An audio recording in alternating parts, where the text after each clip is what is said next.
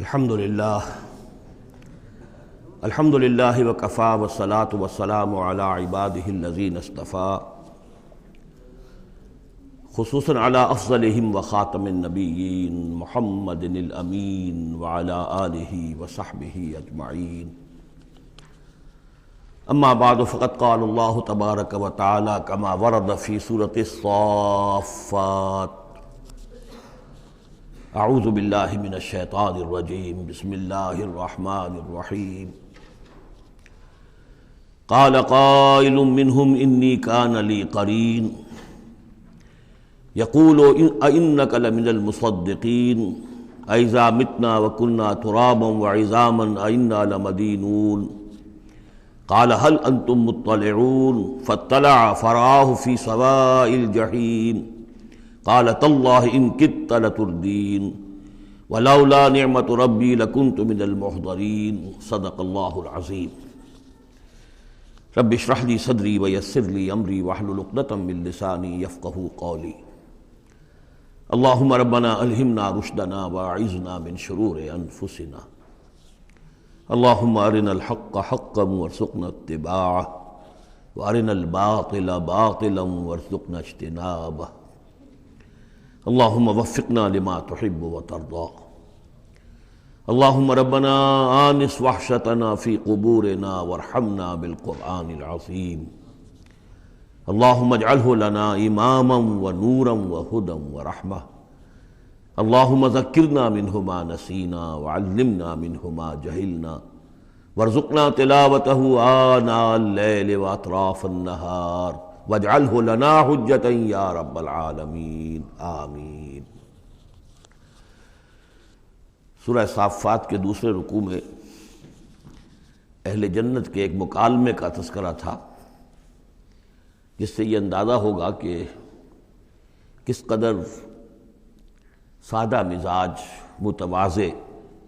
وہ لوگ ہوں گے کہ جو اللہ تعالیٰ کے فضل و کرم سے جنت میں داخل ہوں گے۔ قال قائل منہم، ان میں سے ایک کہے گا کہنے والا،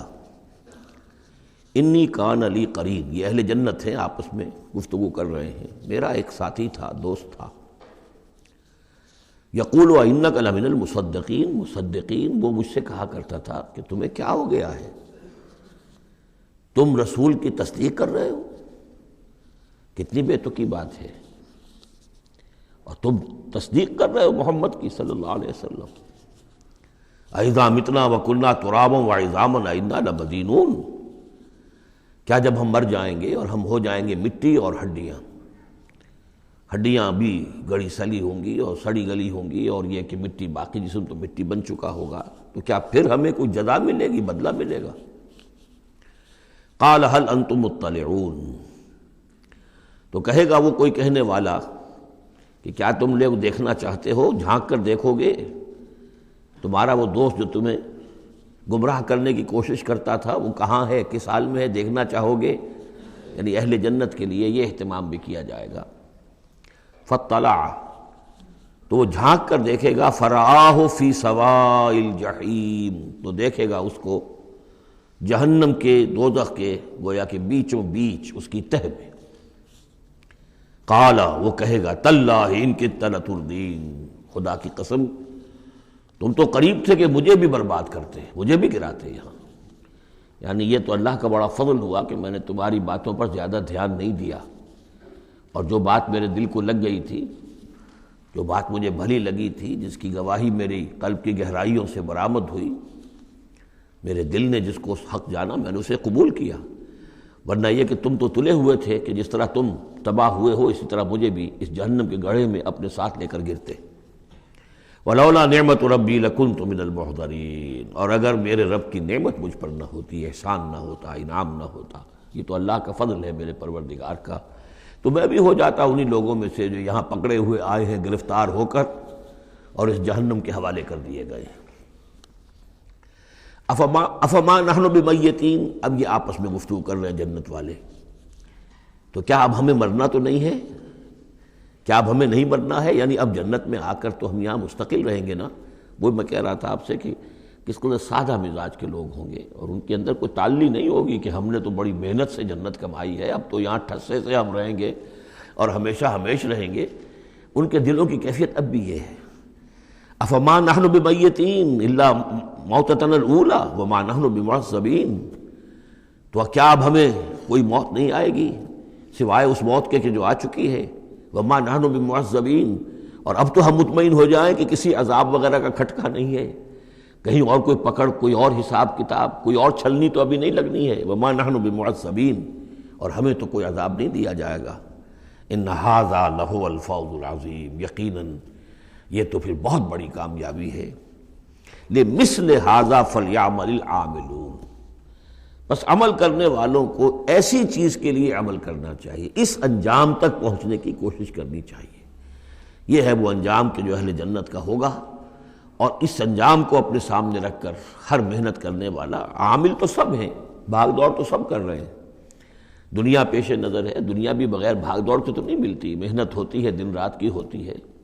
خون پسینہ ایک کر کے دنیا ملتی ہے، لیکن یہ ہے کہ اصل میں یہ خون پسینہ جو ہے انسان کا وہ اتنا قیمتی ہے کہ اس کے عوض تو یہ جنت حاصل کرنی چاہیے، نہ یہ کہ محض دنیا کی چند روزہ زندگی کے عیش و آرام اور صرف اس کی زیبائش و آرائش۔ اذالک خیر نزلا ام شجرۃ الزقوم، بھلا یہ کیفیت بہتر ہوگی، یہ انجام بہتر ہوگا، یا وہ ایک مہمان نوازی کے اعتبار سے نزل، پہلی مہمان نوازی، ام شجرۃ الزقوم، یا زقوم کا درخت بہتر ہوگا کہ جو جہنمیوں کو دیا جائے گا، ان کا جو ناشتہ ہوگا وہ زقوم سے ہوگا۔ انا جعلناها فتنۃ للظالمین، ہم نے اس درخت کو ظالموں کے لیے، کافروں کے لیے فتنہ بنا دیا۔ اس کا ذکر آ چکا ہے سورہ بنی اسرائیل میں کہ یہ جو درخت ہے زقوم، قرآن کہتا ہے کہ جہنم میں ہوگا، جہنم تو آگ کی جگہ ہے، تو وہاں درخت کیسے ہو جائے گا؟ کہاں درخت کہاں آگ؟ تو ہم نے اس کو فتنہ بنا دیا ہے۔ وہ لوگ سب ساری چیزیں جو ہے اس دنیا کے قوانین پر قیاس کر رہے ہیں، اس عالم کے قوانین یہ نہیں ہے، اس قوانین اور ہیں۔ یہاں کی آگ تو ایک دفعہ جلا دیتی ہے تو انسان مر جاتا ہے، وہاں کی وہ آگ جلائے گی لیکن مرنے نہیں دے گی۔ یہاں کھال جھلس گئی تو پھر کوئی لمبی چوڑی جو ہے وہ پلاسٹک سرجری کی جائے تو شاید دوبارہ کچھ ہو جائے، ورنہ یہ کہ خود بخود تو نہیں آ جائے گی، لیکن وہاں یہ ہے کہ جیسے ہی کھال جھلس جائے گی اور کھال اللہ تعالیٰ ان کو عطا کر دے گا۔ تو وہاں کے نوامیس، وہاں کے قوانین، وہاں کے جو بھی لاز ہیں وہ مختلف ہیں یہاں کے قوانین سے۔ انا جعلناها فتنۃ للظالمین انہا شجرۃ تخرج فی اصل الجحیم، وہ ایک درخت ہے کہ جو جہنم کے بالکل تہ میں سے ابھرے گا، نکلے گا۔ طلعها کأنہ رؤوس الشیاطین، اور اس کے گابھے ایسے ہوں گے، خوشے ایسے ہوں گے جیسے شیطانوں کے سر ہیں، یعنی کوئی بہت ہی خوفناک قسم کے اور بہت بدنما۔ فَإِنَّهُمْ لَآكِلُونَ مِنْهَا، پھر یہ جو جہنمی ہے یہ کھائیں گے اس میں سے مجبور ہو کر۔ ویسے انسان اس کو دیکھنا تک پسند نہیں کرے گا، اس میں اس قدر کراہت ہوگی، لیکن یہ کہ چونکہ بھوک کی شدت ہوگی تو وہ کھائیں گے، منہ ماریں گے اس میں۔ فَمَالِئُونَ مِنْهَا الْبُطُونَ، اور اس سے اپنے پیٹوں کو بھریں گے۔ ثُمَّ إِنَّ لَهُمْ عَلَيْهَا لَشَوْبًا مِّنْ حَمِيمٍ، پھر جب اندر سے وہ کھولے گا اور پیاس کی طلب ہوگی تو پھر انہیں ایسا پانی دیا جائے گا کھولتا ہوا پینے کے لیے کہ جس میں پیپ کی ملاوٹ ہوگی، پیپ ملایا گیا ہوگا، لَشَوْبًا مِّنْ حَمِيمٍ۔ ثُمَّ إِنَّ مَرْجِعَهُمْ لَإِلَى الْجَحِيمِ، پھر یہ تو ابھی ابتدائی ہو گئی نا، جو ان کی مہمان نوازی جو ہے ابتدا میں ہو رہی ہے، اور اس کے بعد پھر ان کو لوٹا دیا جائے گا جہنم میں۔ انہم الفوا آباہم ضالین، یہ وہ لوگ ہیں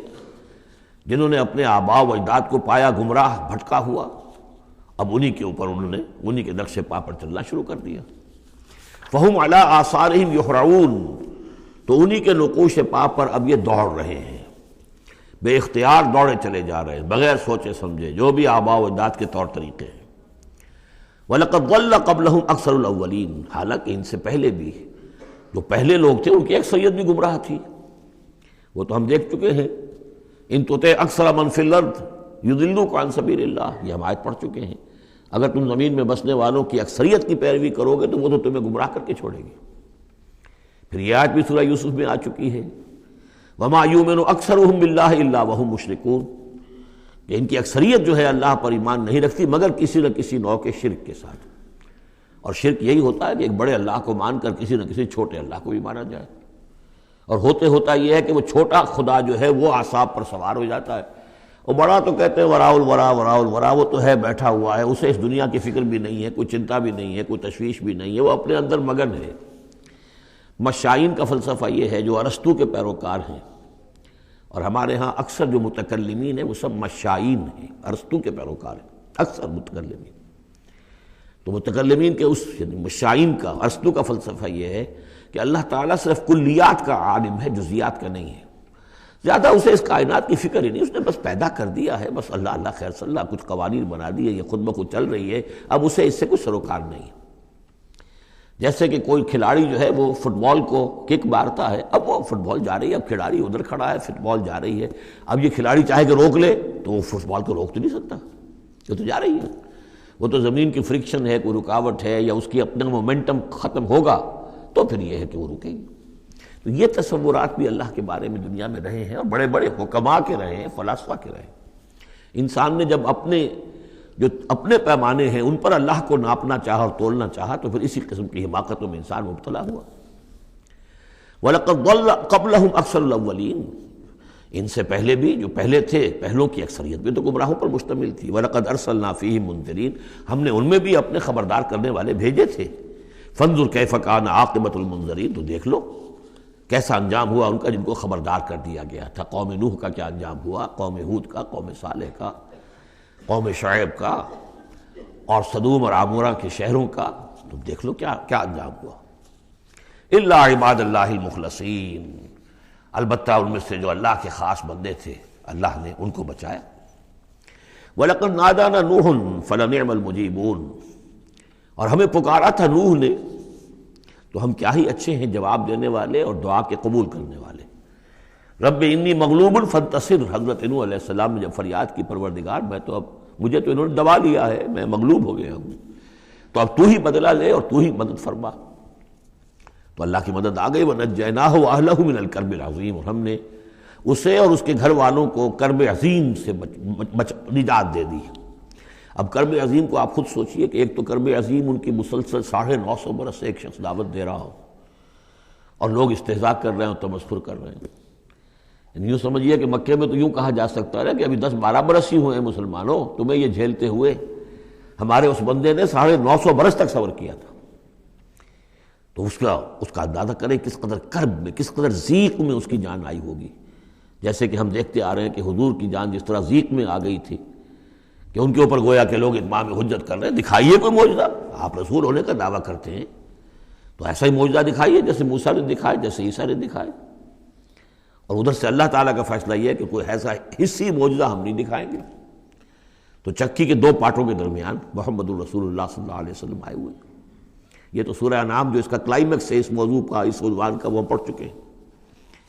کرب عظیم پھر وہ بھی ہے کہ جب وہ بارش آئی ہے اور طوفان آیا ہے تو اب اس وقت بھی تو جو ہلچل مچی ہوگی اس کا آپ اندازہ کیجئے، کیا بھاگ دوڑ ہوئی ہوگی، کہاں کہاں لوگوں نے جان بچانے کی کوشش کی ہوگی۔ یوں ہی تو نہیں ہو گیا کہ بس آنے واحد کے اندر وہ سب کے سب غرق ہو گئے۔ تو کرب عظیم جو اس وقت ہوا ہے، یوں سمجھیے کہ ایک قیامت صغریٰ ہو گئی ہوگی۔ یا ایھا الناس اتقوا ربکم ان زلزلۃ الساعۃ شیء عظیم، تو اس کا کچھ نہ کچھ عکس تو اس وقت ہوا ہوگا۔ تو اس کرب عظیم سے ہم نے ان کو بچا لیا۔ وجعلنا ذریتہ ھم الباقین، یہ آیت بہت اہم ہے حکمت قرآنی اور فلسفہ قرآنی کے اعتبار سے، اور ہم نے بنا دیا اسی کی اولاد کو باقی رہنے والا۔ اس سے یہ ثابت ہوتا ہے، یہ ایک اسلوب حصر ہے کہ حضرت نوح کے بعد پھر کسی اور شخص کی نسل دنیا میں چلی نہیں۔ یعنی یہ کہ ان کے ساتھ 72 تھے، 80 تھے، کتنے نہیں تھے۔ ایک جگہ قرآن میں یہ بھی آیا ما آمن معہ الا قلیل، سوائے چند لوگوں کو ایمان نہیں لایا۔ اور گمان یہی ہے کہ یا تو حضرت نوح علیہ السلام اور ان کے 3 بیٹے اور ان کے اہل خانہ، اور ممکن ہے کہ ایک بیوی تو پیچھے رہ گئی، غرق ہونے والی تھی، لیکن کوئی اور بیوی ان کی ہو کہ ان کے ساتھ ہو، اور باقی یہ کہ ممکن ہے ان کے جو کچھ ملازم ہوں گے، خادم ہوں گے بس، اور میرا یہ خیال ہے کہ ان پر کوئی ایمان نہیں لایا۔ پھر ظاہر بات ہے وہ خادم وغیرہ جو ہوتے ہیں پھر ان کے ساتھ تو اتنا اہتمام نہیں ہوتا کہ ان کی اولادیں بھی آگے چل سکیں، لہذا جو اولاد چلی ہے وہ صرف حضرت نوح علیہ السلام کے 3 بیٹوں سے، گویا کہ نسل انسانی جو ہے اب دنیا میں جتنے انسان ہیں وہ حضرت نوح علیہ السلام کے 3 بیٹوں کی نسل سے ہیں، سام، حام اور یافس۔ اور یہ کہ اسی لیے ان کو آدم ثانی کہا جاتا ہے۔ آدم اول تو حضرت آدم تھے، انہی سے نسل چلی انسانی، لیکن ابھی جو ہے جو میرا اندازہ تقریباً 2000 برس کا ہے، اس 2000 برس کے عرصے میں اسی علاقے میں آبادی ابھی ہوئی ہے، ابھی آبادی اور ادھر ادھر پھیلی نہیں تھی، اور وہیں وہ عظیم جو ہے سیلاب آ گیا، سب کے سب غرق ہو گئے، چند لوگ جو بچے ان کے ساتھ، محسوس ہوتا ہے کہ ان کی بھی آگے نسل نہیں چلی، صرف حضرت نوح علیہ السلام کے 3 بیٹوں سے۔ وَجَعَلْنَا ذُرِّيَّتَهُ هُمُ الْبَاقِينَ، یہ جو ہے حصر کا بڑا زوردار جو ہے یہ اسلوب ہے۔ وَتَرَكْنَا عَلَيْهِ فِي الْآخِرِينَ، آخرین، اور ہم نے اسی طریقے پر پھر پچھلوں کو چھوڑ دیا، پچھلوں میں سے کچھ لوگ اسی کے راستے پر چلے، حضرت نوح علیہ السلام کے راستے میں۔ ظاہر بات ہے کہ ان کے تینوں بیٹوں کی اولاد کچھ عرصے تک تو یقیناً بالکل دین حق پر اور دین توحید ہی پر چلی ہوگی، پھر جیسے وقت گزرا پھر شیطان نے ورغلایا اور یہ کہ مختلف قسم کے توہمات میں اور مختلف قسم کے وہ جو شرک ہیں ان کے اندر مبتلا کر دیا۔ سلام علی نوح فی العالمین، سلام ہو نوح پر تمام جہانوں میں۔ انا کذالک نجزی المحسنین، اسی طرح ہم بدلہ دیتے ہیں اپنے محسن بندوں کو، وہ بندہ جو درجہ احسان کو پہنچ گیا ہو، اسلام، ایمان اور پھر سب سے اوپر احسان۔ انہ من عبادنا المؤمنین، یقیناً وہ ہمارے مومن بندوں میں سے تھے۔ ثم اغرقنا الآخرین، اور اس کے بعد ہم نے باقی جتنے بھی تھے ان سب کو غرق کر دیا۔ وَإِنَّ مِن شِيعَتِهِ لَإِبْرَاهِيمَ، اور اسی کی راہ پر چلنے والوں میں، اسی کی جماعت میں سے، اسی کے حزب میں سے ابراہیم تھے، یعنی یہ کہ جو نسل چلی ہے آگے تو حضرت ابراہیم بھی جو اٹھے ان کی حضرت سام کی اولاد میں سے، حضرت سام کی اولاد میں قوم عاد بھی ہے، اسی میں پھر قوم سمود بھی ہے، اور بھی اقوام ہیں سیمیٹک ریسز جتنی بھی ہیں، لیکن یہ کہ شہر ار میں جو موجودہ جو عراق ہے اس کے بہت جنوبی علاقے کے اندر یہ شہر تھا جس کے اب کھنڈرات برآمد ہوئے ہیں، وہاں حضرت نوح علیہ السلام، حضرت ابراہیم علیہ السلام کی پیدائش ہوئی، اور وہ حضرت نوح ہی کے طریقے پر توحید پر چل رہے ہیں۔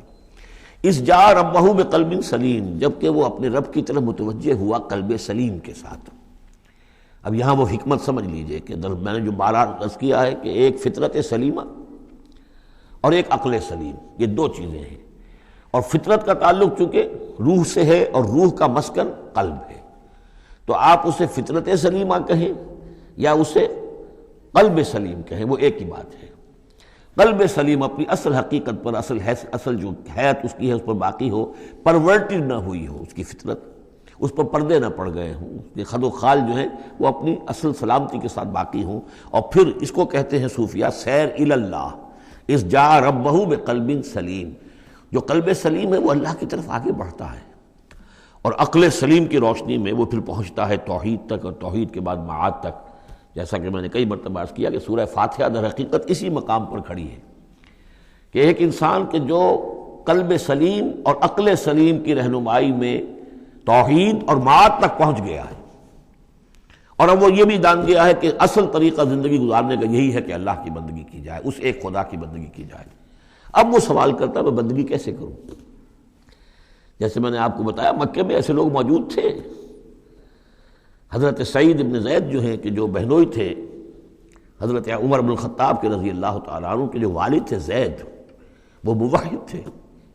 اور کعبے کے پردے پکڑ پکڑ کر دعا کیا کرتے تھے کہ اللہ میں صرف تجھے پوجنا چاہتا ہوں، تیری بندگی کرنا چاہتا ہوں، لیکن نہیں جانتا کیسے کروں۔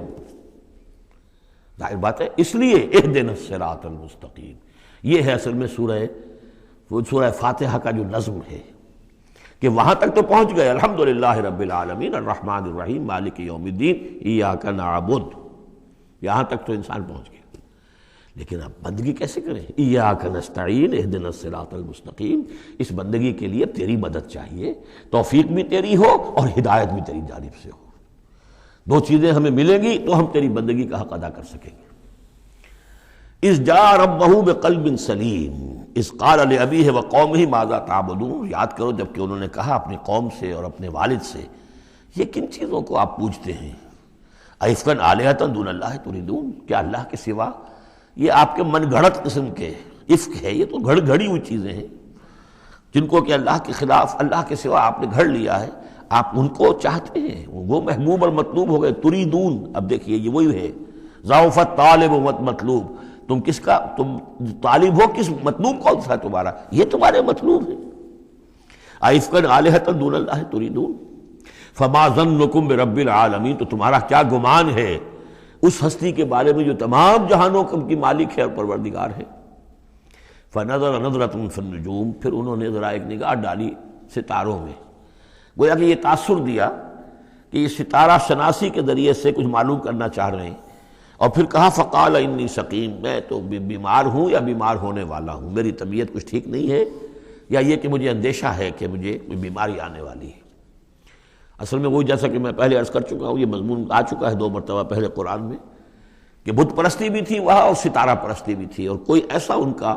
سالانہ کوئی ستارہ پرستی کا جشن تھا، جیسے جنم اشٹمی کا میلہ ہوتا ہے ہندوؤں میں، کہ سب کے سب شہر سے باہر نکل کر کسی ستارے کی پرستش کیا کرتے تھے۔ تو جب وہ دن آیا ان کا تو سب کے سب چلے گئے۔ حضرت ابراہیم نے کہا میری طبیعت ٹھیک نہیں ہے، میں آپ لوگوں کے ساتھ نہیں جا سکتا، اور پیچھے رک گئے۔ فنظر نظرۃ فی النجوم، انہوں نے ذرا ستاروں میں نگاہ دوڑائی اور کہا قال انی سقیم، میری طبیعت ٹھیک نہیں ہے، یا میری طبیعت جو ہے خراب ہونے والی ہے۔ فتولوا عنہ مدبرین، تو وہ اسے چھوڑ کر وہ چلے گئے، پیٹھ موڑ کر چلے گئے، اور جا کر انہوں نے وہ اپنے جو بھی جشن تھا، جو بھی پوجا پاٹ تھی وہ کی۔ فراغ الی آلہتہم، پھر جا گھسا وہ ان کے معبودوں میں۔ فقال الا تاکلون، اب وہاں ظاہر بات ہے حلوہ مانڈا رکھا ہوگا، بتوں کے سامنے چڑھاوے چڑھے ہوئے ہوں گے، تو حضرت ابراہیم پوچھتے ہیں کیا ہو گیا آپ حضرات کو، کھاتے کیوں نہیں، تناول کیوں نہیں فرماتے؟ یہ جو کچھ آپ کے پوجنے والوں نے لا کر نذرانہ رکھا ہوا ہے یہاں پر، الا تاکلون، کھاتے کیوں نہیں کھاتے آپ؟ فراغ علیہم ضربا بالیمین ما لکم لا تنطقون، اور کیا بات ہے، بات بھی نہیں کرتے، جواب بھی نہیں دیتے۔ فراغ علیہم ضربا، پھر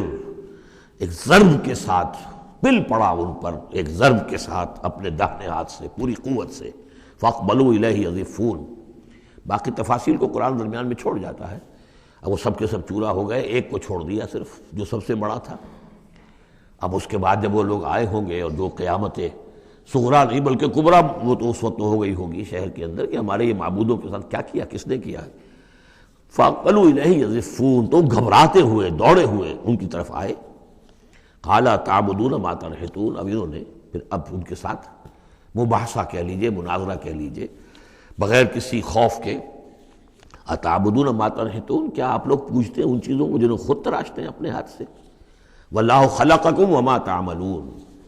یہ آیت بھی حکمت قرآنی اور فلسفہ قرآنی کے اعتبار سے بہت اہم ہے، جبکہ اللہ نے تمہیں بھی بنایا ہے اور تمہارا عمل جو ہے اس کا بھی پیدا کرنے والا اللہ ہے۔ اس پر اہل سنت کا یہ عقیدہ ہے کہ انسان کاسب عمل تو ہے، خالق عمل نہیں ہے۔ یعنی میں نے ارادہ کیا کہ میں یہ پیالہ اٹھاؤں،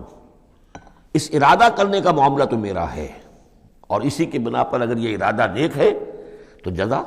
اور غلط ہے تو سزا۔ باقی یہ اٹھا سکنا اس کا، یہ میرے بس کا روگ نہیں ہے جب تک کہ اذن رب نہ ہو،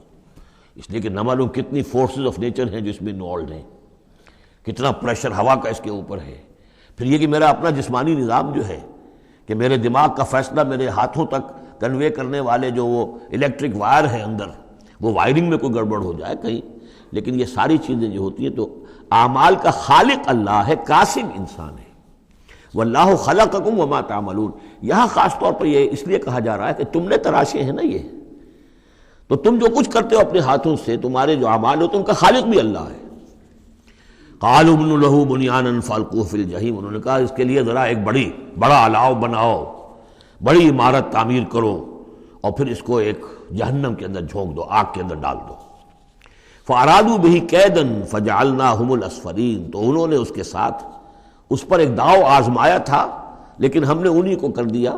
نیچے، یعنی وہ شکست خوردہ۔ یہ میں اس کی وضاحت کر چکا ہوں پہلے کہ داؤ کون سا تھا۔ یہ داؤ یہ تھا کہ انہیں توقع یہ تھی کہ اب جب بہرحال الاؤ بن رہا ہے، اس میں آگ دکھائی جا رہی ہے، تو حضرت ابراہیم کے علم میں آ رہا ہے، یا ہو سکتا ہے دیکھ بھی رہے ہوں، تو انہیں توقع یہ تھی کہ یہ سارا نشہ ان کا ہرن ہو جائے گا جب یہ دیکھیں گے آگ کو، اور جب گرانے لگیں گے انہیں تو فوراً تائب ہو کر اور ہماری جو بھی ہمارے عقائد ہیں ان میں واپس آ جائیں گے، اس لیے کہ یہ آسان کام نہیں ہے۔ یہ ان کی چال تھی کہ یہ آ کر ان کے 14 طبق روشن ہو جائیں گے جب آگ کے کنارے پہ لا کے ان کو کھڑا کیا جائے گا، لیکن وہ تو بے خطر کود پڑا آتش نمرود میں، عشق عقل ہے محو تماشائے لبے بام ابھی۔ تو حضرت ابراہیم علیہ السلام نے جب یہ کچھ کیا اور پھر اللہ نے گل و گلزار بنا دیا اس آگ کو، تو وہ لوگ جو ہے نہایت ناکام اور خائب و خاسر ہوئے۔ وقال انی ذاہب الی ربی سیہدین، اور اب حضرت ابراہیم نے فرمایا کہ میں اپنے رب کی طرف جاتا ہوں، وہ مجھے ہدایت دے گا، یعنی راستہ بتائے گا، یعنی اب ہجرت کر رہے ہیں، یہ قانون ہے۔ جب کسی نبی اور رسول کے قتل پر آمادہ ہو، ظاہر بات ہے کہ آمادگی سے کیا آگے بڑھ کر، انہوں تو آمادگی سے بھی آگے نکل گئے، اپنی طرف سے تو ڈال ہی دیا نا آگ میں، اللہ نے بچا لیا، اور بات ہے۔ جیسے کہ یہودیوں نے حضرت مسیح کو تو اپنے طور پر تو سولی پر چڑھا دیا، اللہ نے جو کیا وہ علیحدہ بات ہے، اللہ نے معجزے کے طور پر ان کو آسمان پر اٹھا لیا۔ قال انی ذاہب الی ربی سیہدین، میں تو اب اپنے رب کی طرف ہجرت کروں گا، اور وہ مجھے راستہ بتائے گا، میں جاؤں کہاں۔ رب حب لی من الصالحین، بہت لمبا راستہ انہیں لینا پڑا ہے، اس لیے کہ یہ عراق اور شام اور فلسطین کے درمیان بہت بڑا صحرا ہے درمیان میں، یہ زیادہ تر جو شرق اردن کا پورا علاقہ بہت زبردست صحرا ہے، یہ تو ادھر سے کوئی جا ہی نہیں سکتا تھا، وہ تو وہی جو دریا کے ساتھ ساتھ جو ہے فرات کے ساتھ ساتھ ہوتے ہوئے اوپر گئے ہیں، ہاران کا علاقہ ہوتا تھا، شمالی شام کا علاقہ، پھر وہاں سے پھر نیچے اترے ہیں اور فلسطین کے علاقے میں پہنچے، بہت لمبا سفر کرنا پڑا۔ وقال انی ذاہب الی ربی سیہدین رب حب لی من الصالحین، اور اب دل سے ایک دعا نکلی، پروردگار مجھے عطا فرما کوئی نیک بیٹا، صالح بیٹا، حب لی، مجھے دے، بخش دے۔ فبشرناہ بغلام حلیم، تو ہم نے اسے ایک ایسے بیٹے کی بشارت دی جو حلیم ہے۔ اس لفظ حلیم کے بارے میں ایک بات بہت نوٹ کر لیجئے، یہ قرآن مجید میں صرف اللہ کے لیے آیا ہے یا صرف دو اشخاص کے لیے، حضرت ابراہیم کے لیے اور حضرت اسماعیل کے لیے، تیسری کسی جگہ پر کسی شخصیت کے لیے حلیم کا لفظ نہیں آیا۔ کل 3 مرتبہ آیا ہے غیر اللہ کہہ لیجیے، یعنی باقی تو اللہ کے لیے، حلیم تو وہ تو ہے ہی ہے، بار بار آ رہا ہے، بار بار آ رہا ہے، لیکن اللہ کی یہ شان وہ ہے کہ جو گویا کہ زیادہ عام نہیں ہے لوگوں کے اندر، ورنہ یہ کہ کچھ نہ کچھ عکس ہر چیز کا اللہ کی صفات کا لوگوں میں ہے، لیکن حلم جس کو کہتے ہیں، حضرت ابراہیم کے لیے 2 مرتبہ اور حضرت اسماعیل کے لیے یہاں غلام حلیم۔ اس کے مقابلے میں حضرت اسحاق کے لیے لفظ آتا ہے غلام علیم، علیم اور حلیم، اس کو اچھی طرح نوٹ کر لیجیے، ایک میں علم زیادہ اور انہی سے پھر آگے جو ہے نبوت کا سلسلہ چلا ہے، اور ایک میں حلم زیادہ، وہ حضرت اسماعیل ہے۔ فلما بلغ معه السعی قال یا بنی انی اری فی المنام انی اذبحک فانظر ماذا تری، تو پھر جب وہ پہنچے اس عمر کو کہ ان کے ساتھ بھاگ دوڑ کر سکیں، ان کے کام میں ہاتھ بٹا سکیں، قال یا بنی، انہوں نے کہا ہے میرے بیٹے میں تو دیکھ رہا ہوں، انی ارا فعل مضارع ہے کہ 3 دن ہو گئے مجھے دیکھتے ہوئے، خواب دیکھ رہا ہوں، ایک ہی خواب، میں نیند میں دیکھ رہا ہوں، انی اذبحک، کہ میں تمہیں ذبح کر رہا ہوں، فانظر ماذا تری، تو تم دیکھو تمہاری رائے کیا ہے، تمہارا کیا خیال ہے۔ قال یا ابت افعل ما تؤمر، یہ ہے ان کا حلم۔ انہوں نے کہا فوراً ابا جان کر گزریے جس چیز کا آپ کو حکم ہو رہا ہے، انہیں معلوم ہے کہ میرے والد نبی ہیں اور میرے والد کا خواب وہی ہے، وہ کوئی ایسا خیال نہیں ہے کہ جو من گھڑت خیال ہو یا کسی شیطان کی طرف سے کوئی ان کو جو ہے اس طرح کی چیز جو ہے وہ دکھائی جا رہی ہو۔ تو انہوں نے کچھ نہیں کہا، ابا جان پتہ نہیں سوچیے تو صحیح ہے، خواب واقعی خواب صحیح ہے، سچا ہے، کیا ہے، نہیں کچھ نہیں۔ یا ابت افعل ما تؤمر ستجدنی انشاءاللہ من الصابرین قریب، انشاءاللہ آپ مجھے پائیں گے صبر کرنے والوں میں۔ یہی میں سمجھتا ہوں کہ ان کا وہ رویہ ہے کہ جس کی وجہ سے یہ حلیم کا خطاب اللہ تعالیٰ کی طرف سے انہیں ملا ہے۔ یہاں یہ بات بھی نوٹ کر لیجئے کہ یہود نے بڑی زبردست کوشش کی ہے تورات میں تحریف کرنے کی، کہ ذبیح اللہ حضرت اسماعیل کے بجائے حضرت اسحاق کو قرار دیا جائے، جگہوں کے نام بدل دیے ہیں، فلسطین میں بھی ایک علاقہ، ایک جگہ کا نام مریا رکھ دیا ہے، مروا، جیسے مروا کے اوپر قربان گاہ تھی وہ مریا وہاں بنا دیا ہے، وہاں بھی ایک بکہ بنا دیا، وادی بکا، وادی بکا وہ بکہ، اس لیے کہ مکہ جو ہے وہ وادی مکہ تھی، جس میں کہ یہ اللہ تعالیٰ نے حضرت ابراہیم کو وہ جگہ بتائی کہ یہ ہے بیت اللہ کا مقام۔ اور یہ کہ عجیب بات یہ ہے کہ بعض ہمارے مفسرین بھی ان کے اس پروپیگنڈے سے متاثر ہو گئے ہیں، اور یہ کہ ذبیح اللہ جو ہے وہ حضرت اسماعیل نہیں بلکہ حضرت اسحاق ہیں۔ غالباً اگر میرا حافظہ ٹھوکر نہیں کھا رہا تو تبری اس مغالطے میں مبتلا ہو گئے، بہت بڑے مفسر ہیں۔ تو اس پر جو کتاب لکھی مولانا حمید الدین فراہی نے عربی زبان میں، وہ بہت مارکے کی کتاب تھی، الرائے الصحیح فی من ہوا ذبیح، کون ذبیح ہے اس کے بارے میں صحیح رائے، عربی زبان میں لکھی، اس کا ترجمہ مولانا اصلاحی صاحب نے کیا تھا، وہ ہم نے شائع کیا تھا انجمن خدام القرآن کے تحت، غالباً اب بھی کہیں ہوگا، لیکن وہ کتاب اتنی دقیق ہے، اتنی مشکل ہے، عام ذوق کی نہیں ہے، اس لیے میں نے ایک مرتبہ بہت سی وہ شائع کر لی تھی، وہ بہت عرصے تک پڑھی نہیں، پھر اس کے پڑھنے والے نہیں نکلے۔ قال یا بنی انی اری فی المنام انی اذبحک فانظر ماذا تری قال یا ابت افعل ما تؤمر ستجدنی ان شاء اللہ من الصابرین فلما اسلما وتلہ للجبین، تو جب ان دونوں نے فرما برداری کی روش اختیار کر لی اور حضرت ابراہیم نے اسماعیل کو لٹا دیا پیشانی کے بل کہ تاکہ چہرہ سامنے نہ ہو، بجائے سامنے وہ چلانے کے چھری اس گدی پر چلانے کی کوشش کی۔ وَنَادَيْنَاهُ يَا ابراہیم، اور ہم نے پکارا ہے ابراہیم قَدْ صَدَّقْتَ الرُّؤْيَا، تم نے تو اپنا خواب سچا کر دکھایا۔ اِنَّا كَذَلِكَ نَجْزِي الْمُحْسِنِينَ، ہم اسی طرح اپنے محسن بندوں کو بدلہ دیتے ہیں۔ إِنَّ هَذَا لَهُوَ الْبَلَاءُ الْمُبِينُ، یقیناً یہ بہت بڑی آزمائش تھی۔ یہ شاباش کی حد ہے کہ ممتحن یہ کہے اس سے کہ جس کا امتحان لے رہا ہو کہ بھائی امتحان بڑا سخت لیا تھا میں نے تمہارا واقعتاً، اب یہ شاباش کا جو ہے یوں سمجھیے کہ سب سے آخری شکل ہے کہ ممتحن کہے۔ اس موضوع پر میں نے ایک تحریر لکھی تھی جو کتابچے کی شکل میں موجود ہے، حج اور عید الاضحیٰ اور اس کی حکمت، اس میں نے یہ چیزیں بیان کی ہیں۔ وَفَدَيْنَاهُ بِذِبْحٍ عَظِيمٍ، اور پھر ہم نے اس کی جگہ پر فدیہ ایک ذبح عظیم، جنت کا ایک میڈھا آیا اور وہ اس کی جگہ پر حضرت اسماعیل کی جگہ پر ذبح ہوا، اور اسی کی پھر اب یہ یاد ہے کہ جو بنائی جا رہی ہے قربانی جو ہوتی ہے۔ وَتَرَكْنَا عَلَيْهِ فِي الْآخِرِينَ، اسی پر ہم نے پھر باقی رکھا پچھلوں میں بھی،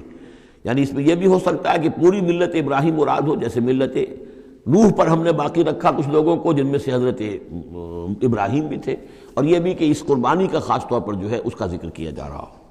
سلام علی ابراہیم، سلام ابراہیم پر، کذالک نجزی المحسنین، اسی طرح ہم بدلہ دیتے ہیں اپنے محسن بندوں کو، انہ من عبادنا المؤمنین، یقیناً وہ ہمارے مومن بندوں میں سے تھے۔ وبشرناہ باسحاق نبیا من الصالحین، اور ہم نے بشارت دی انہیں اسحاق کی کہ جو انبیاء ہی میں کے زمرے میں سے ایک نبی ہوں گے۔ وبارکنا علیہ وعلی اسحاق، اور ہم نے اپنی برکتیں نازل فرمائی ان پر بھی اور اسحاق پر بھی علیہم الصلاۃ والسلام۔ ومن ذریتہما محسن وظالم لنفسہ مبین، اور ان کی اولاد میں سے نسل میں سے بہت نیکوکار بھی نکلے، بہت محسن بھی نکلے، لیکن یہ کہ ظالم لنفسہ مبین، صاف صاف اپنے نفس پر ظلم کرنے والے بھی نکلے، ہر طرح کے لوگ نکلے۔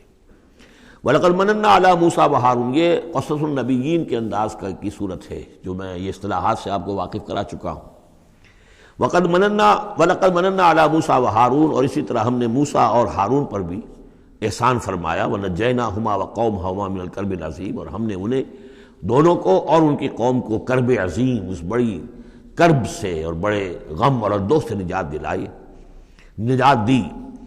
وَنَصَرْنَاهُمْ فَكَانُوا هُمُ الْغَالِبِينَ، اور ہم نے ان کی مدد کی پھر وہی غالب ہوئے، یعنی ان کے سامنے ان کا دشمن جو ہے غرق ہوا۔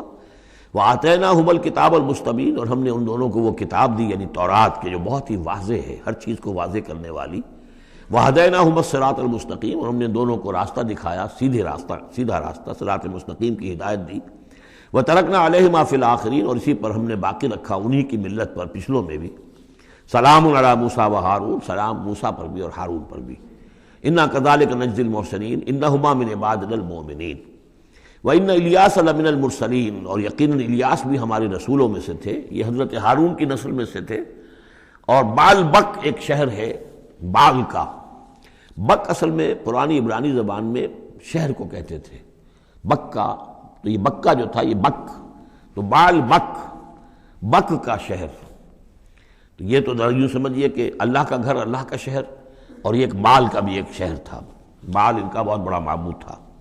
اور وہ سانڈ کی شکل میں اس کا بت بنتا تھا۔ وَإِنَّ إِلْيَاسَ لَمِنَ الْمُرْسَلِينَ إِذْ قَالَ لِقَوْمِهِ أَلَا تَتَّقُونَ، جبکہ انہوں نے اپنی قوم سے یہ کہا کہ تم تقوی اختیار نہیں کرتے، ڈرتے نہیں ہو۔ أَتَدْعُونَ بَالًا، تم پکارتے ہو بال کو، وَتَذَرُونَ أَحْسَنَ الْخَالِقِينَ، اور جو بہترین خالق ہے اس کو تم نے چھوڑ دیا ہے۔ اللہ ربکم، جو اللہ ہے تمہارا رب ہے، وَرَبَّ آبائکم الأولین، اور تمہارے جو پچھلے آباء و اجداد تھے ان سب کا رب ہے۔ فَكَذَّبُوهُ فَإِنَّهُمْ لَمُحْضَرُونَ، تو انہوں نے اس کو جھٹلا دیا، اور تو وہ سب کے سب جو ہیں وہ پکڑے ہوئے آئیں گے قیامت کے دن، گرفتار ہو کر حاضر کر دیے جائیں گے، محضر ہوں گے۔ الا عباد اللہ المخلصین، سوائے ان میں سے ان اللہ کے نیک بندوں کے کہ جن کو اللہ نے اپنے لیے خالص کر لیا تھا۔ وَتَرَكْنَا عَلَيْهِ فِي الْآخِرِينَ، اور ہم نے اسی پر پھر باقی رکھا پچھلوں میں بھی اسی ملت، اسی طریقے کا، یہ تسلسل چلا آ رہا ہے۔ ان هذه امتکم امۃ واحدۃ، یہ بات دو مرتبہ یہ آیت آ چکی ہے۔ سلام علی الیاسین انا کذالک نجزی المحسنین انہ من عبادنا المؤمنین۔ اب یہ جو بار بار آ رہی ہیں آیتیں، میں ان کا ترجمہ نہیں کر رہا ہوں، اور بہت سادہ بھی ہیں کہ جن کے ترجمے کی ضرورت نہیں ہے۔ وَإِنَّ لُوطًا لَمِنَ الْمُرْسَلِينَ، اور یقیناً لوط بھی رسولوں میں سے تھے، اِذْ نَجَّيْنَاهُ وَأَهْلَهُ أَجْمَعِينَ، جبکہ ہم نے اسے بھی نجات دی اور ان کے گھر والوں کو بھی سب کو۔ اصل میں اس کے سب کی تفصیل قرآن مجید سے تو ایسے معلوم ہوتا ہے کہ خاصا بڑا خاندان ہوگا، خاصا بڑا گھرانہ ہوگا، جن میں سے صرف ایک جو ہے عورت، ان کی بیوی جو تھی وہ رہ گئی پیچھے۔ تورات سے یہ معلوم ہوتا ہے کہ ان کی صرف 2 بیٹیاں تھیں اور کوئی خاندان نہیں تھا، بس وہ اپنی 2 بیٹیوں کو لے کر نکلے ہیں، واللہ عالم۔ قرآن کے بیان سے اندازہ جو ہوتا اہل، تو معلوم ہوتا کہ خاندان جو ہے وہ کسی سائزیبل ہوگا، واللہ عالم۔ الا عجوزا فی الغابرین، سوائے ایک بڑھیا کے جو پیچھے رہنے والوں میں تھی۔ ثم دمرنا الاخرین، پھر ہم نے جڑ سے اکھاڑ کر پٹک دیا پچھلوں کو، باقیوں کو۔ وانکم لتمرون علیہم مصبحین، اور تم گزرتے ہی ہو صبح کے وقت ان پر سے، یعنی جہاں ان کے کھنڈرات تھے، جس کے بارے میں ابھی حال ہی میں خبر آئی ہے کہ کچھ برٹش جو ہیں آرکیالوجی وغیرہ سے جن کو دلچسپی ہے اور جو اس کے ماہر ہیں، تحقیق کی ہے کہ وہ ڈیڈ سی کے پانی کی سطح کے نیچے اب آثار تلاش کیے جا چکے ہیں اس سدوم اور عمورہ کے، وہ موجود ہیں، اور تورات اور قرآن دونوں کی پوری توثیق ہو گئی ہے۔ انشاءاللہ اب یہ ساری اب حضرت نوح علیہ السلام کی کشتی بھی وہ بھی لوگوں کی نگاہوں کے سامنے آ جائے گی، اس لیے کہ قرآن کے انداز سے یہ معلوم ہوتا ہے کہ ایک وقت میں وہ بھی ایک بڑی آیت کی حیثیت سے ظاہر ہوگی، اور یہ کہ یہ ساری چیزیں جو لوگوں کے سامنے ایک ثبوت کے طور پر آتی چلی جائیں گی۔ یہ ساری تاریخ جو قرآن بیان کر رہا ہے اور تورات نے بیان کی صحیح ہے۔ وَإِنَّكُمْ لَتَمُرُّونَ، تم گزرتے ہو، جب تمہارے قافلے جاتے ہیں تو وہاں سے گزر کر جاتے ہو، تم صبح کے وقت بھی اور باللیل، کبھی رات کے وقت بھی۔ افلا تعقلون، تو کیا تم عقل سے کام نہیں لیتے؟ وَإِنَّ يُونُسَ لَمِنَ الْمُرْسَلِينَ، اور یونس بھی اسی طرح اللہ کے رسولوں میں سے تھے۔ اِذْ أَبَقَ إِلَى الْفُلْكِ الْمَشْحُونِ، جبکہ وہ بھاگ کر پہنچا اس کشتی میں کہ جو پہلے ہی سے لدی ہوئی تھی۔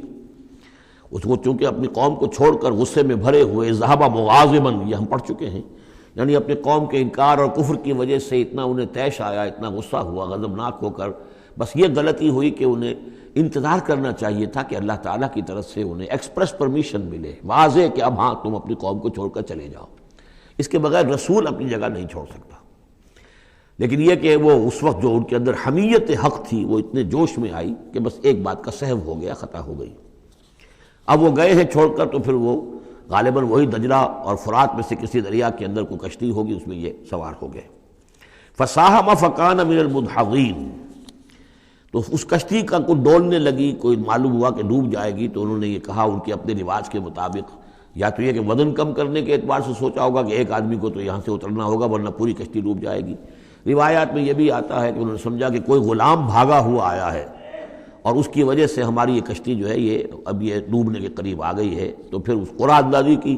کہ کون ہے وہ، اور قرعہ اندازی میں نام حضرت یونس کا نکلا، تو انہوں نے اٹھا کے انہیں اور وہ دریا میں پھینک دیا۔ فساہما، انہوں نے قرعہ ڈالا، فکان من المدحضین، تو وہی ہوا جسے دھکیل دیا گیا دریا کے اندر۔ فالتقمہ الحوت، تو اسے نگل لیا مچھلی نے، کوئی ویل ہوگی بڑی مچھلی، اور آج کل تو آپ کو معلوم ہے جس سائز کی ہوتی ہیں۔ وہو ملیم، اور وہ ملامت کی طرف سے، اب ظاہر بات ہے کہ جو بھی خطا ہو جاتی ہے اور جتنی بڑی شخصیت ہوتی ہے اس کے بارے میں ان کی چھوٹی سی خطا کے اوپر بھی اللہ کا جو اظہار ہوتا ہے ناراضگی کا، وہ بہت سخت ہوتا ہے۔ جن کے رتبے ہیں سوا، ان کی سوا مشکل ہے ان کے مقامات کے اعتبار سے۔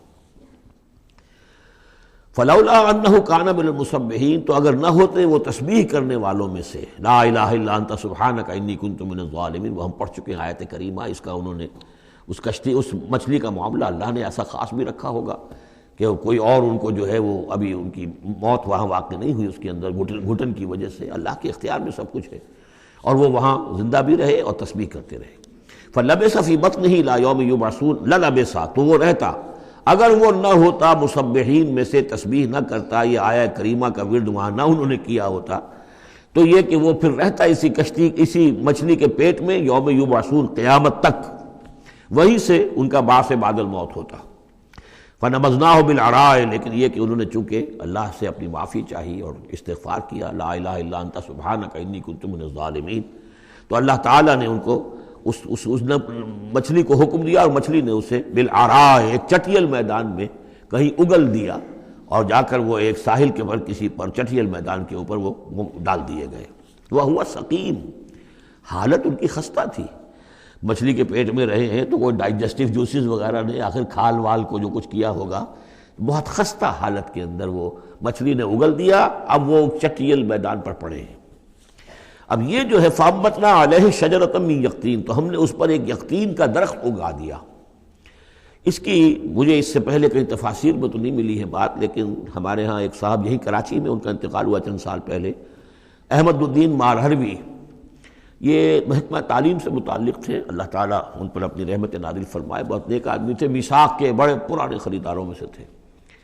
تو وہ محکمہ تعلیم میں کبھی رہے ہیں مکران کے علاقے میں، تو ان کا وہاں ایک بیل ہوتی ہے، اگین کہتے ہیں، اگین، یہ یعنی بلوچوں کے ہاں، مکرانیوں کے ہاں اس کا نام اگین ہے، اور وہ بیل ایسی ہے کہ جس کے پتے بڑے بڑے ہوتے ہیں اور وہ زمین میں پھیلتی جاتی ہے، اور اس کی اندر کچھ ایسا انسیکٹیسائیڈ ہے، کوئی ایسی چیز ہے، ریپیلنٹ ہے، کہ کوئی جو ہے حشرات الارض اس کے قریب نہیں آتے۔ تو اللہ تعالیٰ نے وہ اگین کا درخت جو ہے، اچھا یقطین جو ہے، اب وہ قاف گاف بنتا ہے، وہ تو آپ کو معلوم ہے پورے سعودی عرب میں بھی قاف جو ہے قم کو وہ گم ہی کہتے ہیں،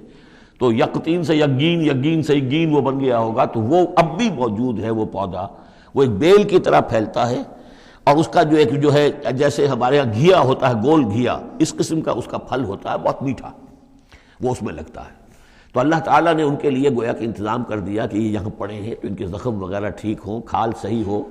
لہٰذا ان کے اوپر کوئی جو ہے حشرات الارض ان کے اوپر حملہ آور نہ ہو جائیں، کوئی بیکٹیریا نہ آ جائیں، تو وہ چیز ریپیلنٹ جو ہے وہ اس کے اندر موجود تھی اگین کے اندر۔ وَأَنبَتْنَا عَلَيْهِ شَجَرَةً مِّن يَقْطِين، ہم نے یقطین کی ایک بیل اس کے اوپر اگا دی۔ اب اس کا سایہ بھی ہو گیا، دھوپ سے بھی بچت ہو گئی، اور وہاں پڑے پڑے ہی وہ جو پھل جو ہوگا اس کا، کہ جو اندر مٹھاس بھی تھی اور غذا بھی دے رہی ہے، تو وہاں سے ان کو وہ پھل بھی اللہ نے دے دیا۔ وَأَرْسَلْنَاهُ إِلَىٰ مِائَةِ أَلْفٍ أَوْ يَزِيدُونَ، پھر ہم نے انہیں ٹھیک کر کے یعنی صحت یاب کر کے پھر ہم نے انہیں بھیج دیا 1,00,000 انسانوں کی طرف۔ آیا یہ اپنی ہی قوم کی طرف واپس آئے ہیں یا کسی اور قوم کی طرف بھیجے گئے، یہ یقین کے ساتھ معلوم نہیں ہے، لیکن یہ کہ پھر انہیں، اور غالباً یہی ہے اغلب کہ اپنی ہی قوم کے پاس واپس آ گئے، جن کا کہ عذاب ٹل گیا تھا،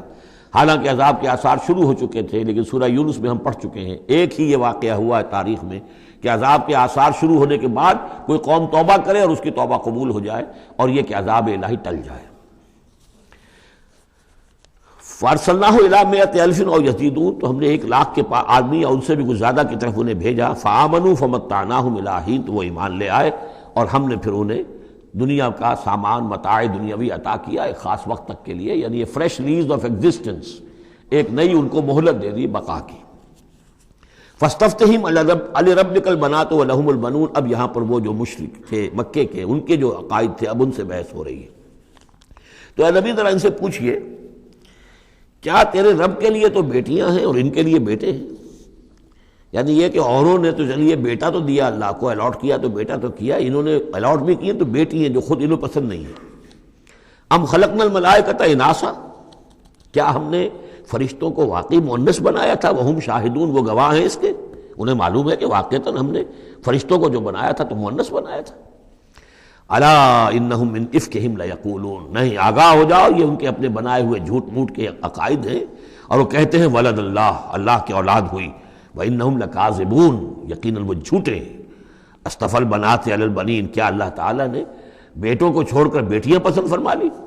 ما لکم کیف تحکمون، تمہیں کیا ہو گیا ہے، تم کیسے فیصلے کر رہے ہو، کیسی رائے دے رہے ہو؟ افلا تذکرون، تو کیا تم دھیان نہیں کرتے، عقل سے کام نہیں لیتے؟ ام لکم سلطان مبین، کیا تمہارے پاس کوئی کھلی سند ہے، کوئی سلطان ہے؟ اب یہ صورت بھی نوٹ کر لیجئے، یہ تیسری صورت ہے اسی سٹائل کی، سورہ حجر، پھر سورہ شعراء، پھر یہ سورہ صافات، وہی انداز، چھوٹی چھوٹی آیتیں، اور ردم ہے تیز، صوتی آہنگ زیادہ نمایاں ہے، ڈیوائن میوزک جس کو میں کہا کرتا ہوں،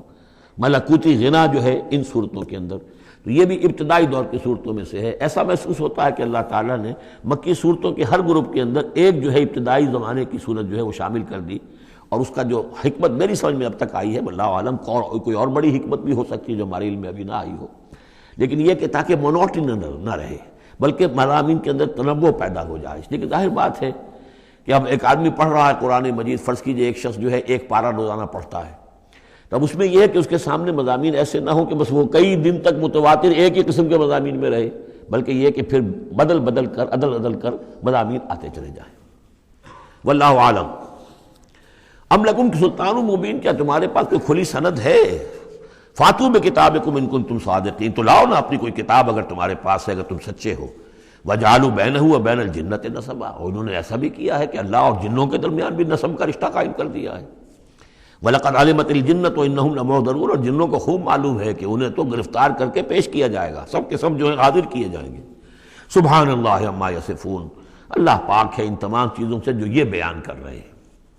الا عباد اللہ المخلصین، سوائے اللہ کے وہ بندے، وہ جنات میں بھی ہوں گے انسانوں میں بھی ہوں گے، اللہ تعالیٰ جنہیں اپنے لیے خالص کر لیتا ہے۔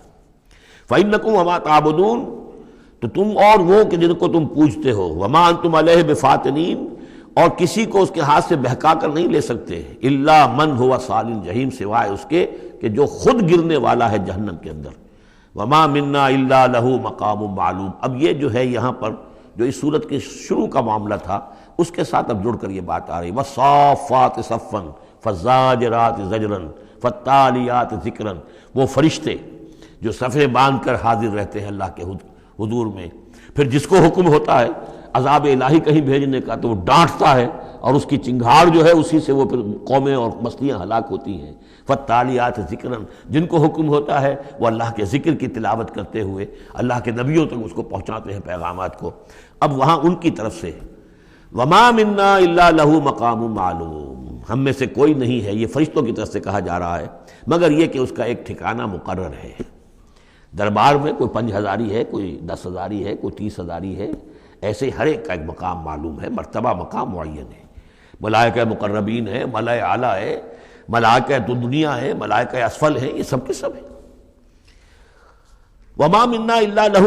مقام معلوم وانا لنحن الصافون، اور ہم تو سب کے سب صفیں باندھے ہوئے مستعد کھڑے ہوتے ہیں۔ وانا لنحن المسبحون، اور یقیناً ہم تو سب کے سب تسبیح کرنے والے ہیں پروردگار کی۔ وَإِن كَانُوا لَيَقُولُونَ لَوْ أَنَّ عِندَنَا ذِكْرًا مِنَ الْأَوَّلِينَ لَكُنَّا عِبَادَ اللَّهِ الْمُخْلَصِينَ، اور یہ لوگ تو کہا کرتے تھے، بہت زور دے کر کہتے تھے، قسمیں کھا کھا کر کہتے تھے،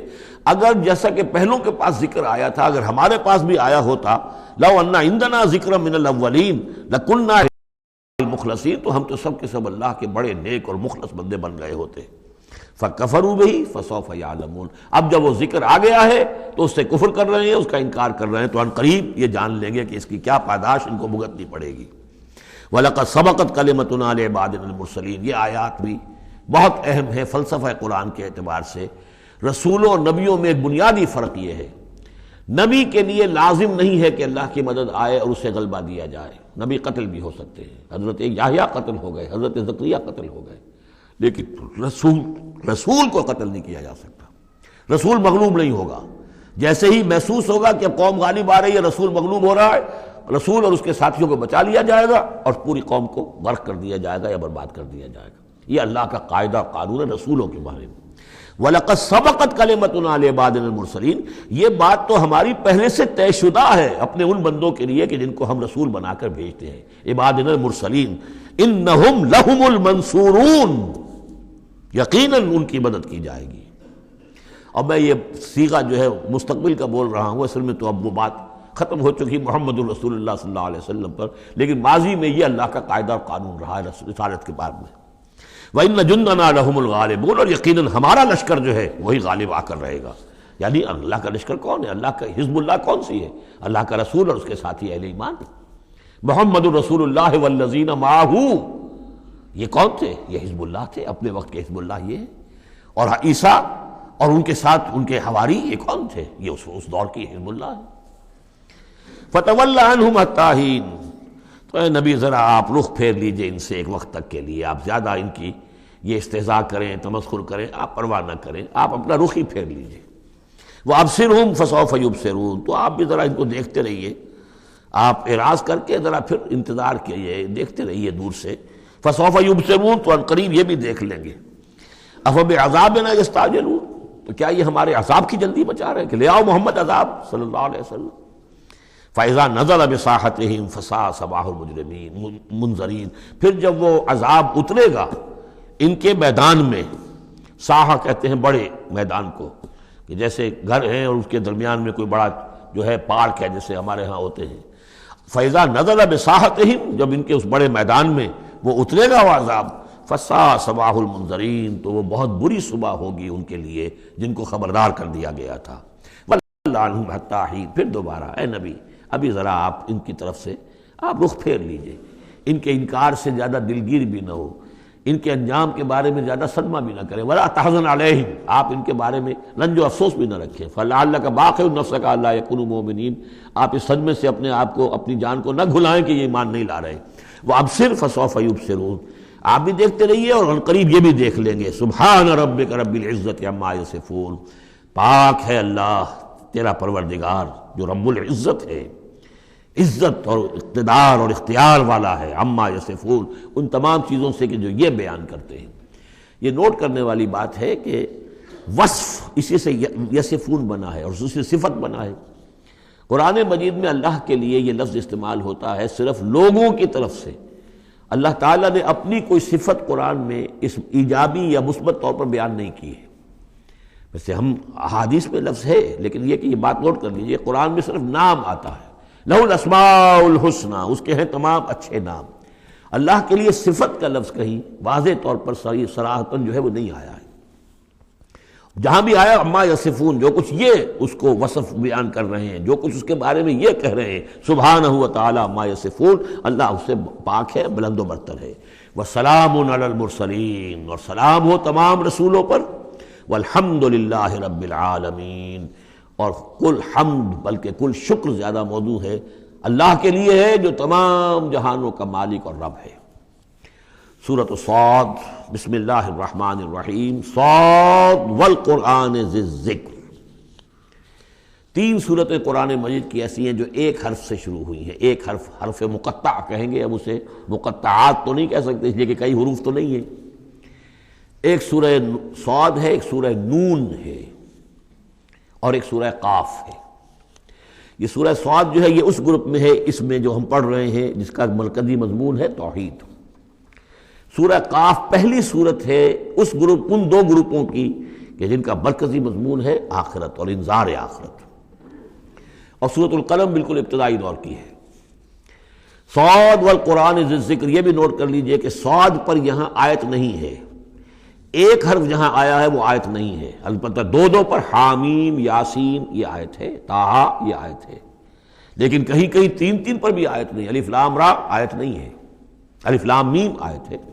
تو یہ ساری چیزیں جو ہیں میں نے ابتدا میں جو تعارف قرآن پر تقریر کی تھی، یہ سب توقیفی چیزیں ہیں، یہ کسی کی اجتہاد کے نتیجے میں اور کسی گرامر کے اصول سے، کسی بیان کے اصول سے اس سے کوئی تعلق نہیں۔ توقیفی کا مطلب کہ حضور صلی اللہ علیہ وسلم کے بتانے پر موقوف ہے، جو آپ نے بتایا بس وہ ہے جو ہم مانیں گے۔ والقرآن ذی الذکر، اور قسم ہے اس قرآن کی جو ذکر والا ہے۔ اب ہم وہ صورتیں بھی پڑھ چکے ہیں جن میں قرآن کو از ذکر کہا گیا ہے، یہاں ذی ذکر کہا گیا، ذکر والا قرآن جس میں ذکر ہے اللہ کا، فیہ ذکرکم یہ بھی ہم پڑھ چکے ہیں، لیکن از ذکر انا نحن نزلنا الذکر وانا لہ لحافظون، ہم نے ہی یہ از ذکر نازل کیا ہے، دی ریمائنڈنگ، اور اس کے اندر ریمائنڈنگ ہے، یہ ریمائنڈنگ کا حامل ہے، بات ایک ہی ہے،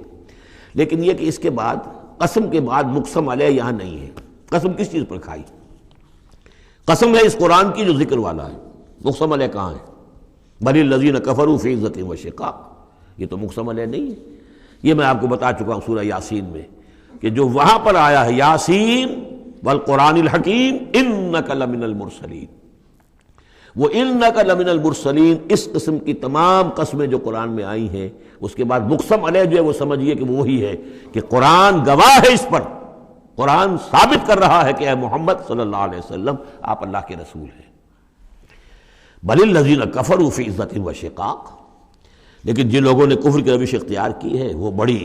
جھوٹے غرور کے اندر، جھوٹی انا ان کی ہے، اور آپ کے زندم زندہ میں اور آپ کے مقابلے میں آ کر انہوں نے موقف اختیار کر لیا ہے اپنے غرور اور زندم زندہ میں۔ کم اہلکنا من قبلہم من قرن فنادوا، کتنی ہی ہم نے قوموں کو اس سے پہلے ہلاک کیا ہے، پھر وہ لگے چیخنے چلانے جب عذاب الہی آیا، ولا تحین مناس، حالانکہ پھر وہ وقت گزر چکا تھا کہ جس میں کوئی خلاصی ہو سکتی، یعنی جب موت آتی ہے، موت کے آثار شروع ہو جائیں تو انفرادی توبہ کا دروازہ بند، جب عذاب کے آثار شروع ہو جائیں تو پھر قوم کی توبہ کا فائدہ نہیں، ہاں سوائے قوم یونس، الا قوم یونس، واحد ایک مثال ہے۔ وعجبوا ان جاءہم منذر منہم، اور ان کو بڑا تعجب ہے کہ ان کے پاس آیا ہے خبردار کرنے والا انہی میں سے، وقال الکافرون ھذا ساحر کذاب، اور یہ کافر کہتے ہیں کہ یہ ساحر ہے اور کذاب ہے۔ یہ دیکھ لیجئے، یہ لفظ جو ہے یہ بہت ثقیل لفظ ہے، لیکن یہ قرآن مجید میں آیا ہے۔ اور یہ نوٹ کر لیجئے کہ اصل میں یہ چونکہ میں عرض کر چکا ہوں کہ چوتھے سال کے بعد یہ جو دو گروپ ہیں صورتوں کے، جن میں سے پہلے گروپ کی 8 صورتیں ہم پڑھ چکے ہیں، اور دوسری کی 13 صورتوں میں سے اب ہم آگے آ گئے ہیں، ان میں 4 پڑھ چکے ہیں، سورہ سبا اور فاطر، یاسین اور صافات، 5ویں صورت یہ ہے صاد۔ یہ ہے سن 4 سے سن 8 تک کی بالعموم سوائے صافات کے۔ اس کو آپ نے دیکھا کہ 5 رکوعوں میں 182 آیات ہیں، وہ بالکل وہی انداز ہے، چھوٹی چھوٹی صورتیں، رکوع جو ہے 5 ہیں، 182 آیات ہیں، ایک ایک رکوع کے اندر 53 آیات بھی ہیں ایک رکوع کے اندر اس سورہ مبارکہ میں۔ بہرحال تو یہ صورت جو ہے اس وقت کی ہیں جبکہ وہ جو کشاکش تھی عرب میں وہ شدت اختیار کر چکی تھی، لہذا ان کا اب ان پر جو حملہ حضور پر وہ کر رہے تھے وہ بھی اب شدید ہو چکا تھا۔ ابتدائی دور میں صرف کہا تھا مجنون، معلوم ہوتا ہے کوئی ان کا دماغی توازن ٹھیک نہیں رہا، کسی نے ہمدردانہ بھی کہا کہ معلوم ہوتا ہے کہ کچھ، جیسے ہم بھی کبھی کہتے ہیں کہ کوئی شخص چلا کشی کرتا تھا، کوئی خشکی چڑھ گئی ہے، کیا ہو گیا ہے، اس طرح کا معاملہ ہو گیا ہے، یہ جایا کرتے تھے، بیٹھتے تھے وہاں غار حرا میں، پتہ نہیں کوئی آسیب آ گیا ہے یا کیا ہوا ہے۔ تو ہمدردی کے انداز میں بھی عتبہ ابن ربیعہ نے ایک مرتبہ کہا کہ بھتیجے میرے بڑے تعلقات ہیں، بڑے عاملوں سے کاہنوں سے میں واقف ہوں، واقعتاً آپ مجھے بتائیے اگر آپ کو اس طرح کا مسئلہ ہے تو میں کسی کاہن کو اور کسی عامل کو بلا کر آپ کا علاج کراؤں۔ تو کچھ ہمدردی بھی تھی، کچھ ویسے استہزاء بھی تھا، کچھ تمسخر بھی تھا، لیکن یہ کہ وہ انداز اور تھا۔ اب جو آ کر انداز ہو گیا، انہیں یہ خطرہ ہو گیا تھا کہ یہ تو بہت شدید ہمارے لیے اب جو صورتحال ہے، یہ تو اب یہ آندھی بن گئی ہے، ہم نے سمجھا تھا مشت غبار ہی ہے، بس یہ ایک ریت کی ایک مٹھی ہے اور کچھ نہیں ہے، یہ تو ایک آندھی بن گئی، جھکڑ بن گیا، لہذا اس کا راستہ روکنا ضروری ہے۔ تو اب ان کا جو حضور پر ذاتی حملہ ہے وہ بھی سخت ہو گیا ہے۔ وقال الکافرون ھذا ساحر کذاب، انہوں نے کہا کہ یہ جادوگر ہے، جھوٹا ہے۔ اجعل الآلہۃ الہا واحدا، دیکھیے یہ ہے اصل مضمون توحید، ان صورتوں کا جو اصل مرکزی مضمون ہے، کیا اس نے تمام آلہہ کو بس ایک الہ بنا دیا، سارے الہ ختم کر دیے، بس ایک اللہ؟ ان ھذا لشیء عجاب، یہ تو بڑی عجیب بات ہے۔ وانطلق الملأ منهم ان امشوا واصبروا علی آلہتکم ان ھذا لشیء یراد، بڑا نقشہ کھینچ دیا ہے جس کو ورڈ پکچر کہتے ہیں، کہ ایسا نقشہ ہے جیسے کہ حضور کھڑے ہیں، دعوت دے رہے ہیں، اور کچھ لوگ ہیں، مجمع بھی ہے، کچھ ان کے سردار بھی ہیں، وہ سردار بھی سن رہے ہیں، اور یہ سب سن کر کہتے ہیں وانطلق الملأ، خود بھی چل پڑے وہاں سے، وانطلق الملأ منهم، اور لوگوں سے کہا امشوا، جاؤ جاؤ، کہاں کھڑے ہو، کیوں سن رہے ہو، امشوا جاؤ، واصبروا علی آلہتکم، اور جمے رہو اپنے معبودوں کے اوپر، یہ محمد کے کہنے سے اپنے کسی معبود کو ترک نہ کر دینا۔ وانطلق الملأ منهم ان امشوا واصبروا علی آلہتکم ان ھذا لشیء یراد، یہ تو کوئی خاص مقصد معلوم ہوتا ہے ان کا، ان کی نیت کچھ خراب ہے، یہ کوئی حکومت چاہتے ہیں، شاید کوئی اپنا غلبہ اور اقتدار چاہتے ہیں، یہ بات جو ہے ایسی ویسی نہیں ہے، یقیناً اس کے پیچھے کوئی بڑا مقصد ہے۔ ان ھذا لشیء یراد، جس کا ارادہ کیا گیا ہے، کوئی اسکیم ہے۔ ما سمعنا بھذا فی الملۃ الاخرہ، ہم نے تو ایسی بات سنی نہیں، ہمارا پچھلا چلا آ رہا ہے، ہمارا دین چلا آ رہا ہے، ہماری روایات ہیں، ہمارے آباء و اجداد کی باتیں ہیں جو نسل بعد نسل منتقل ہوئی ہیں، یہ بات جو آج یہ کہہ رہے ہیں وہ ہم نے تو سنی نہیں۔ ان ھذا الا الاختلاق، یہ نہیں ہے مگر گھڑی ہوئی چیز ہے، خلق کی ہوئی چیز ہے، اختلاق باب افتعال خلق سے۔ انزل علیہ ذکر من بیننا، کیا انہی پر یہ ذکر نازل ہونا تھا ہمارے مابین سے؟ کیا ہمارے اندر کوئی اور نہیں تھا؟ بڑے بڑے چودھری تھے، بڑے بڑے سردار تھے، بڑے بڑے سرمایہ دار تھے۔ انزل علیہ ذکر من بیننا بل ہم فی شک من ذکری، اصل بات یہ ہے کہ یہ میرے ذکر کے معاملے میں شک میں پڑ گئے ہیں۔ بل لما یذوقوا عذاب، بس اب تو جب ابھی انہوں نے چونکہ چکھی نہیں ہے میری کوئی مار، اس لیے انہیں شک ہے۔ ام عندہم خزائن رحمت ربک العزیز الوہاب، کیا ان کے اختیار میں ہے تیرے رب کے خزانے؟ اللہ جو العزیز ہے، وہاب ہے، دینے والا ہے، کیا ان کا اختیار تھا کہ وہ ان سے پوچھ کر دیتا کہ رسالت کس کو دوں، نبی کس کو بناؤں؟ کیا ان کے پاس اس کا اختیار ہے؟ ام عندہم خزائن رحمت ربک العزیز الوہاب ام لہم ملک السماوات والارض وما بینہما فلیرتقوا فی الاسباب، تو کیا ان کے پاس ہے بادشاہی آسمانوں اور زمین کی، اور جو ان کے دونوں کے مابین ہے ان سب کی فلیرتقوا فی الاسباب، تو چاہیے کہ پھر رسیاں تان کر آسمان پر چڑھیں۔ جند ما ہنالک محذوب من الاحزاب، تو جیسے پہلی بہت سی قومیں ہلاک ہوئی ہیں، ایک یہ قوم بھی معلوم ہوتا ہے کہ اب اپنی ہلاکت کو دعوت دینے پر تل گئی ہے۔ بارک اللہ لی و لکم فی القرآن العظیم ونفعنی وإیاکم بالآیات والذکر الحکیم۔